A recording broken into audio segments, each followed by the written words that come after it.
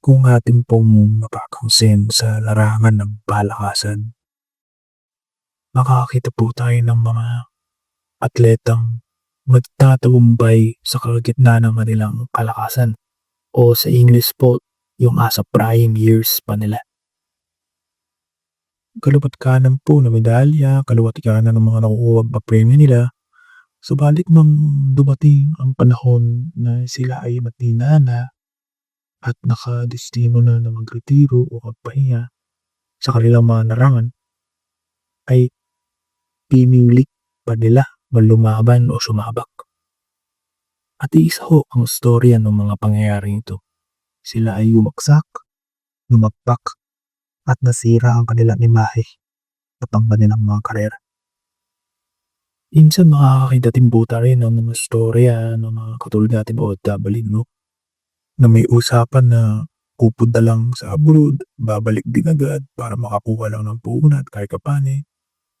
Pero biglang nasarapan at tuloy-tuloy, umabot na ho ng minsan mga 20 to 30 years na. Yun lang, sa kasamaang palad, nagtagumpay sa kayamanan, mabigo naman sa kanyang pakikipagrelasyon sa kanyang pamilya. Pareho din po ng sitwasyon sa pagnenegosyo, minsan kukuha ng kontrata na hindi naman kaya pa gampanan o gawin. O kaya mamumuhunan sa mga negosyo na nangangako ng malaking balik sa huli, nalugi at nawala ang pera ng mga namumuhunan.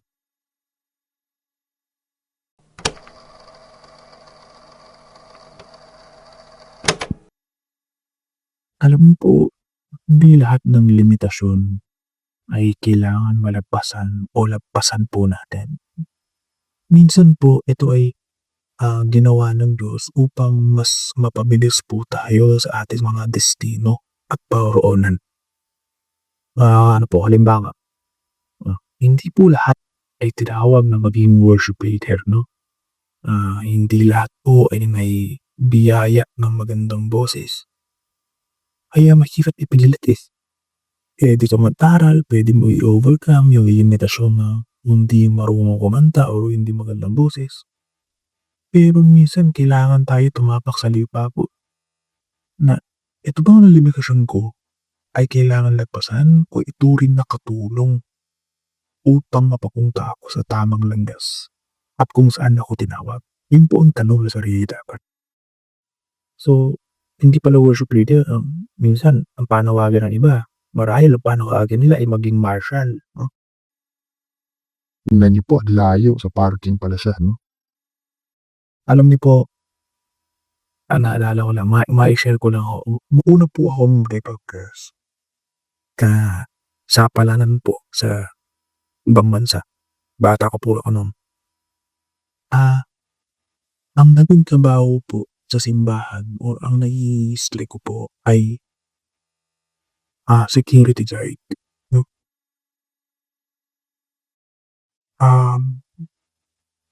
Mahirap po ang sitwasyon dahil at that time, yung lugar ko na yun, talaga akong pinagbabawal po yung pagsamba. Nanging unang sabak ko nga po, napakadami kong istorya na gano'n daw sila, hindi ko alam kung totoo dahil hindi ko naman po naranasan at na matumayan. Pero nung bago pa po ako pumunta roon, kaliwat kanan ko ang seminar ng ng gobyerno ng Pilipinas sa mga katulad namin na papunta raw. Na umiwas sa ganito, umiwas sa gano'n. At nung pagpunta ko po doon, yung mga nakilala ko, mga kapwa nating mananampalataya na hindi na po nagsisimba o wala na akong balak magsimba dahil nga po sa klaseng sitwasyon. Ako naman po at that time, talagang kailangan ko po ang Diyos. Dahil napakahirap po namin kalagayan sa family. So, sabi ko mag-aano ako ng simbahan. Sabi ko, gusto ko makapagsamba. 'no. Sabi nung iba, puwede ka naman sumamba, puwede ka naman mag-devotion, eh, pero sabi ko hindi, eh, talagang hinahanap ko presensya rin ng mga ng ibang Kristiyano para bang kahit papaano may makapag-advice sila sa mga ano, mga pinagdadaanan kong buhay at makatulong din nung andun po ako sa lugar na yun. Eh, Nung papunta ko dun, ang napunta ko sa'kin na ministry. Pagiging security guard, ako ho ang tagabantay 'no, ng simbahan, meron hong tinuro sa'ming protocol para ika nga, malaman kung papasok ko sa simbahan, kasapi namin barangay po. So, para po ako yung frontliner, hindi naman po nagkulang ang gobyerno ng Pilipinas na bigyan kami ng mga seminar, mga ganyan, paalalahanan rin. Eh, samantala nga po andun, yung ginawa ko yun ako yung talagang kapag nagkahulihan kaya wala ako ang tawag dito, ako yung mauunang mauuwi panigurado ko na siyempre po gusto ko pong makapaglingkod. So, ako po ang tagabantay talaga. Naalala ko po, at that time na nagdasal po ako, kay Lord 'no. Sabi ko po, "Panginoon, gusto ko magpalipat ng ibang misis." 'No, dahil una naisip ko naman, maipapaano nakapag-aral naman ako, sabi ko ganyan, at ang posisyon ko naman po nun kahit na bata ho ako, talagang ano po ako, executive ako ron at mayroong mga tao na rin po ako. Bakit naman po ako napunta sa ganito? Pero sabi ko kung Ayun mukhang dito ka, samahan mo ay confirm ulit kung talaga kung ito yung year mo sa'kin na mag-ministry ng ganito po. Sabi ko kasi natatakot po ako, eh. Wala naman pong problema sa trabahong yan. Pero kumbaga hindi kasi normal yung puwede mangyari. At that time, pero ngayon pumayag ako.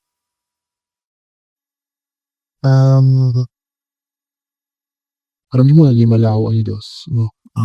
Isang gabi po, dahil po gabi po ang Sabado ron, kasi ho ang patago, hindi mo po puwedeng malaman ng kapitbahay. simbahan yun. Mga village din po kami at Minsan, napupunta kami sa site, 2 gig, 3 gig, sus Mariosep kami dito, talaga pong mga higante po at ako po ang nagbubukas kaya isasara 'no. So, isang gabi po, bale po hindi po ako nakapagdala ng extra shirt na damit 'no. Kasi po nung gabing yun napaka-init kong dala niya. Talaga pong ibang klase ang init, mainit na sa labas, mas mainit pa dun sa puwesto ko dahil parang underground po yun at tago. So, alam niyo naman itsura ko parang naliligo po ako sa sarili kong yung pawis, parang hihirikati po ako, 'di ba? So, nung nakapasok na po lahat ng miyembro, at panahon na po para isara ng mabuti yung depot. Tinawag na po ako ng elder ng simbahan. Sabi niya, "Sir, bro, alam niyo." Yeah, yun. Dahil po mag-uumpisa na pong magbigay ng mensahe yung pastor. Nakita po ako ng mga elders doon na nalilito na po ako sa sarili kong mga pawis. Kaya ako dati sila kumuha ng tuwalya nila, bimpo, etc. ganyan. Alam niyo mantakin po, nung maglalagay po ng tuwalya yung mga elders, tas mga parang tatay-tatayan ko na yung mga, ako pinakabata ang matatanda na ko siya, mga sa 50, 60, ang tatagal na ako, sakto gamin. Alam niyo yung maglalagay ng mga elders ng tuwalya sa likuran ko, may napansin ang kuso na Na yung damit ko po na polo shirt po nga anong pagkakatanda ko polo shirt po yan, eh. Bigla pong natuyo. At hindi lang po normal na natuyo, prantsado pa po. At napakabango. Na para bang bagong damit po. Napasigaw po yung isa at napansin ko din po na wala na po akong pawis. At yung damit ko na kayam na parang nilumbrog sa tubig. Ito yung tuyo, amoy plancha at napakabango. Sabi ko po yung sarili ko talagang tinawag ako mag-help sa security guard sa simbahang ito. Hindi na po ako naghangad ng tumaas ang pwesto, magbago ng ministeryo dahil po lahat ng aking limitasyon may kaaway no, minsan kakampihan upang mapapunta sa panawagan ng Diyos.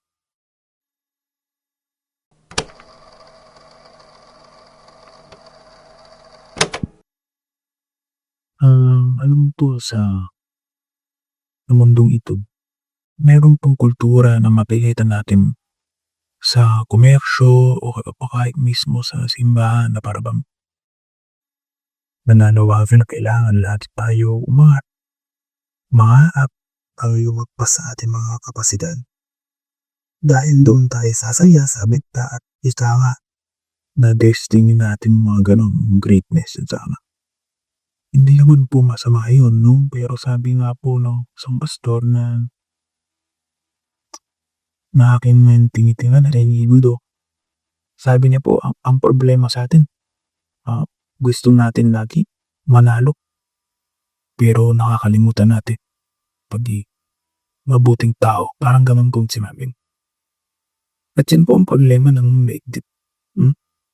So, lahat po gusto umangat lahat gusto umaman, pati makapandihan. Pero nakalimutan na maging tunay at mabuting tao. Hindi po lahat tinawag na mapunta sa taas ng lipunan. Imagine niyo po kung lahat po tayo negosyante. Sino ang empleyado? Sino po ang mga janitor? Sino po ang mga step sweeper? Mga construction worker? Mga security guard? Katulad ko. So, lahat mayayaman Hindi po ba? Sabi nga po ng isang bilyonaryo ng Pilipino po. Sabi niya, maging magaling ka kung saan ka tinawag. That is excellence. Kung tinawag ka ng rider, galingon mo. That's excellence. Be the best on what you do isama. Yun po yung parang pagkakasabi niya. Ang problema po ay discrimination. Kaya lahat po gustong magbago ng karera o i-overcome ang mga limitasyon. Hindi makontento sa Hindi ay ubiyaya ng gusto nila. Dahil ayaw nila maliitin. Ayaw natin maliitin. dahil may namamali, may mga nangiliwak, may mga naralaki.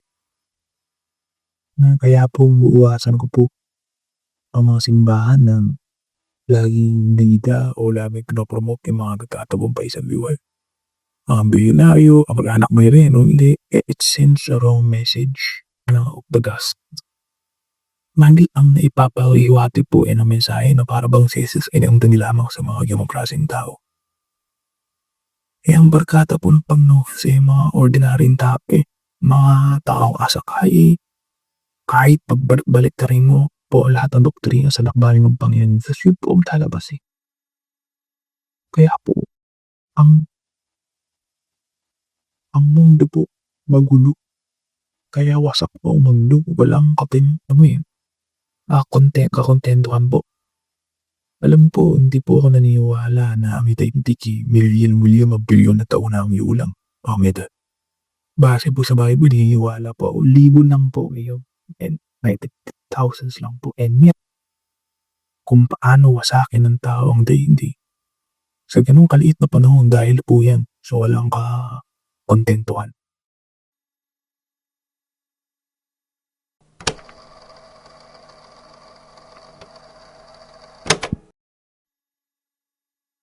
Alam niyo po, mayroong isang lugar sa Pilipinas na kapag nakakapunta tayo, para bang gusto mo na iwanan ng buhay na nakabase sa modernisasyon. Alam niyo ito, na para bang kahit yung mga tao hindi mananampalataya ay gustong iwan yung City life, eh, o ang tinatawag na parang rat race 'pag nakakapunta po sa lugar na yun. Bakit gano'n 'no? Kasi po yung lugar na yun ay nagsisimbolo ng mga bagay na mga needs mo, pero hindi mo wants. Kaya ang tao kapag napupunta roon, pumapayapa ako. Meron nga tayong nakikitang mga artista na mayayaman pero doon na tumira kasi siguro doon nakatagpo ng pangkapayapaan. At yun ang contentment 'no, ano po yun, kontentuhan. Ito ay ito ang isa sa paraan din ng Diyos, eh, para ikaw ay payapa, makontento ka. Ah, makontento ka sa meron ka, makontento ka kung sino ka, pasalamat mo ano mga ibinibigay sa'yo ng Diyos, yung makontento ka sa height mo, sa alignment, sa balik mo, at kung saan-saan pa. Magkaroon po tayo ng godly perspective sa bawat parte ng ating buhay. Hindi lahat kailangan iparitoke. Sinasabi nila, you have to improve. Tama naman. Hindi ba improvement na pagiging kontento? Yun bang magkaroon ka ng kapayapaan, hindi ba improvement?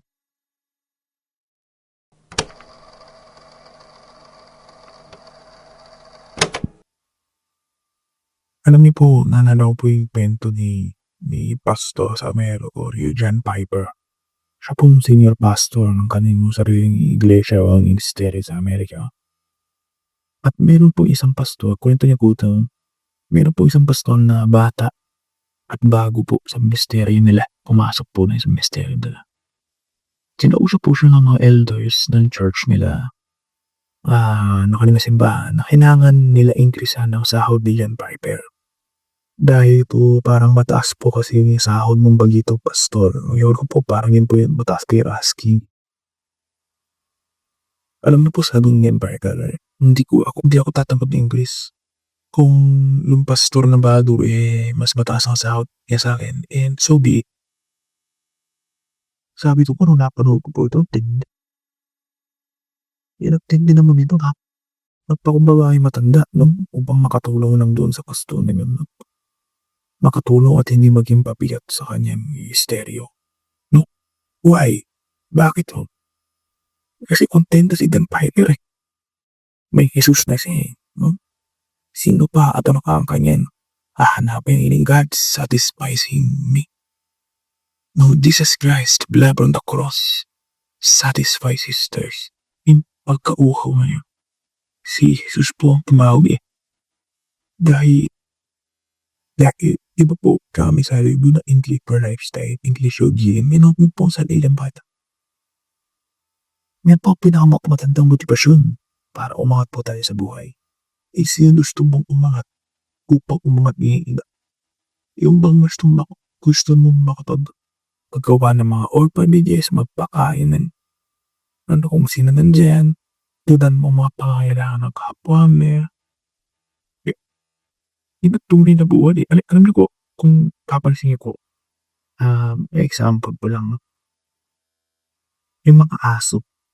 Kapag may pupunta na yung aso at ganyan po kayo sa labas, pagpasok po sa bahay, pagpasok mo sa lugar mo, sige, matik po yan, sobrang saya po. Sobrang galak na makita po kayo. Hindi po umaasa. May mga aso ako dito. Hindi po umaasa o nagtatanong, ano bang meron dyan? May pasalubong ka ba? Nabili mo ba yung gusto? O wala, ganun, eh. Hindi po umaasa po kahit wala po, satisfied po siya, kontento po siya. Kontento po siya sa amo. At marahil, ito din po ang nahanap natin ng Lord ng Diyos. May puso mo na may galak para sa kanila. Right? Hindi ko makakontento sa mga ito. At sa sarili mo, kung wala kang tunay na natagpuan sa Diyos, wala kang parang tunay na ugnayan. Gusto ko magtapos dito sa Bible verse nito, sabi po, kay Tagalog. Sinabi ni Jesus sa kanila, ako ang tinapay ng buhay. Ang lumalapit sa akin ay hindi na magugutom. At ang ang sumasampalataya sa akin ay hindi na pauuhaw.